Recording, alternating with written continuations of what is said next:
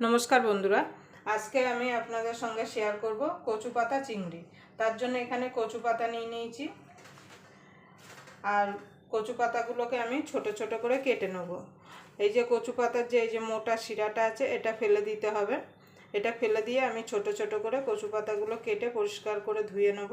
আপনারা কচু পাতা কাটার আগে এইভাবে একটু খুলে দেখবেন যাতে কোনো নোংরা না থাকে, আর পরিষ্কার করে ধুয়ে নেবেন। এই কচু পাতা চিংড়িটা কিন্তু নতুন কোনো রান্না না, অনেক পুরনো রান্না, মা ঠাকুমাদের হাতের। আর এই কচু পাতা চিংড়িটা কিন্তু রান্না করতে যেমন সোজা, খেতেও কিন্তু অসাধারণ লাগে। আপনারা একবার বাড়িতে না বানিয়ে থাকলে অবশ্যই একবার বাড়িতে আমার মতো করে আমি যেভাবে বানাচ্ছি এইভাবে যদি আপনারা বানিয়ে নেন তাহলে কিন্তু গলাও ধরবে না, আর খেতেও কিন্তু অসাধারণ লাগবে। গরম ভাতের সঙ্গে তো কোনো কথাই হবে না। আপনারা পুরো ভিডিওটা দেখবেন, আশা করি আপনাদের ভালো লাগবে। যদি কচু পাতা চিংড়ির রেসিপি আপনাদের ভালো লেগে থাকে তাহলে অবশ্যই একটা লাইক করে দেবেন, আর আমার চ্যানেলে নতুন বন্ধু হয়ে থাকলে অবশ্যই চ্যানেলটা সাবস্ক্রাইবার করে আমার পাশেই থাকবেন, আর পাশের বেল আইকনটা অবশ্যই বাজিয়ে দেবেন আমি যখন কোনো নিত্য নতুন রেসিপি আপলোড করব সবার আগে পাওয়ার জন্য।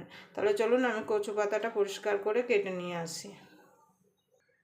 দেখুন বন্ধুরা, আমি কচু পাতাটা পরিষ্কার করে এরকম ছোট ছোট করে কেটে আর ধুয়ে নিয়ে চলে এসেছি। এবার কচু পাতাটাকে আমি সিদ্ধ করে নেব। তার জন্য দিয়ে দেবো জল। খুব বেশি জল দেওয়ার দরকার নেই। আপনারা যখন বাজার থেকে কিনবেন অবশ্যই কচু পাতাটা একটু দেখে কিনবেন। অনেক সময় কচু পাতা কিন্তু গলা ধরে দুই একটা কচু পাতায়, কিন্তু আমি যেখান থেকে কচু পাতাটা এনেছি ওখানে কিন্তু গলা ধরবে না।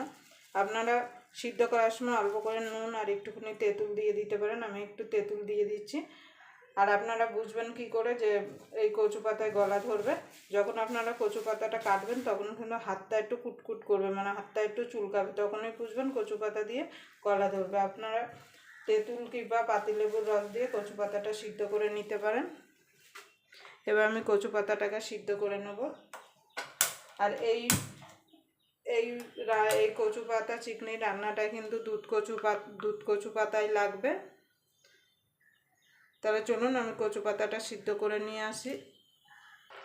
দেখুন বন্ধু, কচু পাতাটা সিদ্ধ হয়ে গেছে। এবার আমি গ্যাসটা নিভিয়ে কচু পাতাটা সেঁকে নেব।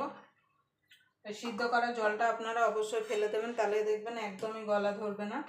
এবার আমি একটা মশলা রেডি করে নেব। তার জন্য নিয়ে নেব মিক্সির জার। মিক্সির জারে দিয়ে দেবো নারকেল।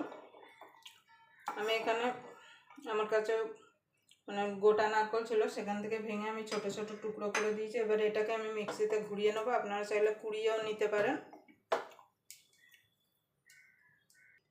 দেখুন বন্ধুরা, আমি নারকেলটা মিক্সিতে ঘুরিয়ে নিয়েছি। এবার এর মধ্যে দিয়ে দেবো হলুদ সর্ষে। আমি দু রকম সর্ষেই দেবো, কালো সর্ষে, পোস্ত,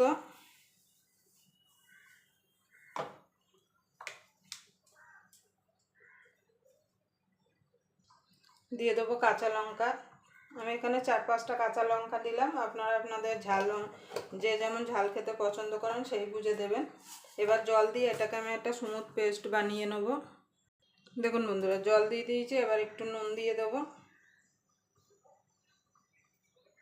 দিয়ে এটাকে ভালো করে একটা পেস্ট বানিয়ে নিয়ে আসব। দেখুন বন্ধুরা, স্মুথ পেস্ট বানিয়ে নিয়ে চলে এসেছে। এবার এটাকে আমি সাইডে রেখে দেবো। দেখুন বন্ধু, আমি মশলাটা একটা বাটিতে ঢেলে নিয়েছি। এই মিক্সির জারে আমি কচু পাতাটা একটুখানি ঘুরিয়ে নেব। আমি কচু পাতাটা মিক্সির জারে ঘুরিয়ে নিচ্ছি। আপনারা চাইলে শিলনোড়ায়ও বেটে নিতে পারেন, কিংবা এটা এইভাবেও আপনারা রেডি করতে পারেন, মানে এইভাবেও আপনারা রান্না করে নিতে পারেন। দেখুন বন্ধু, আমি কচু পাতাটা মিক্সিতে ঘুরিয়ে নিয়েছি। এবার আমি রান্নাটা শুরু করব। তার জন্য গ্যাস ধরিয়ে একটা কড়াই বসিয়ে দেবো। কড়াইতে দিয়ে দেবো তেল।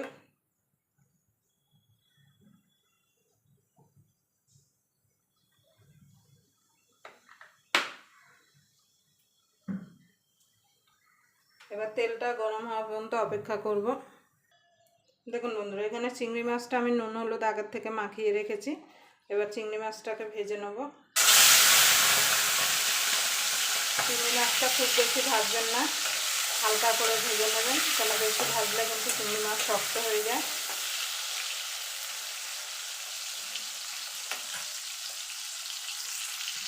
দেখুন বন্ধু, চিংড়ি মাছটা ভাজা হয়ে গেছে, তুলে নেব।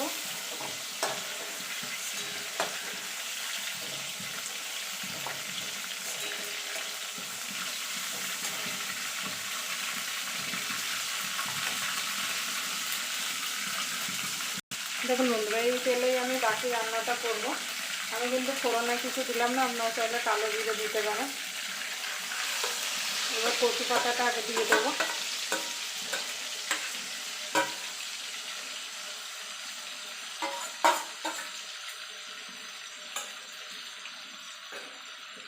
এবার কচু পাতাটাকে মিনিট 2 ধরে একটুখানি তেলের মধ্যে তেলে নেব।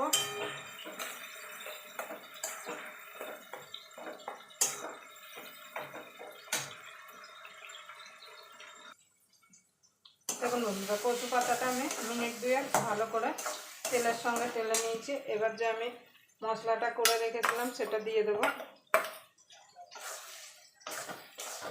দিয়ে ভালো করে মিশিয়ে নেব।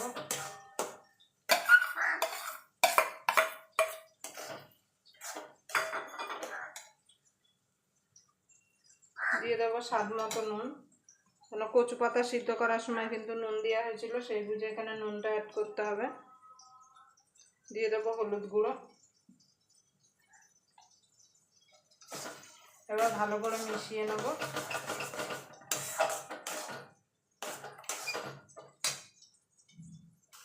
দেখুন বন্ধুরা, কচু পাতাটা আমি ভালো করে মিশিয়ে নিয়েছি। এবার দিয়ে দেবো চিংড়ি মাছটা যেটা ভেজে রেখেছিলাম, দিয়ে ভালো করে মিশিয়ে নেব। মিশিয়ে আরও মিনিট 2 এটাকে রান্না করে নেব।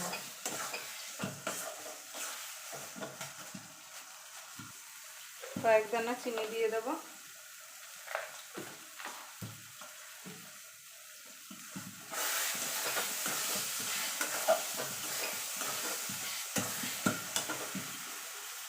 দেখুন বন্ধু, কচু পাতা চিংড়িটা আমার হয়ে এসছে। দিয়ে দেবো 6-7টা কাঁচা পাকা লঙ্কা চিরা।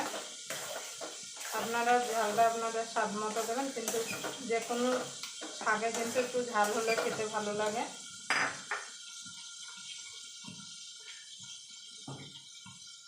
এবার নামানোর আগে দিয়ে দেবো একটুখানি কাঁচা সর্ষের তেল।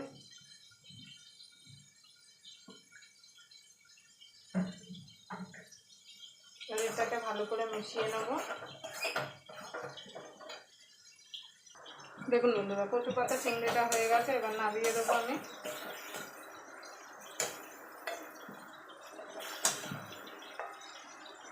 আবার আপনাদের সঙ্গে কোনো নতুন রেসিপি নিয়ে দেখা হবে। ততক্ষণ পর্যন্ত আপনারা ভালো থাকবেন, সুস্থ থাকবেন।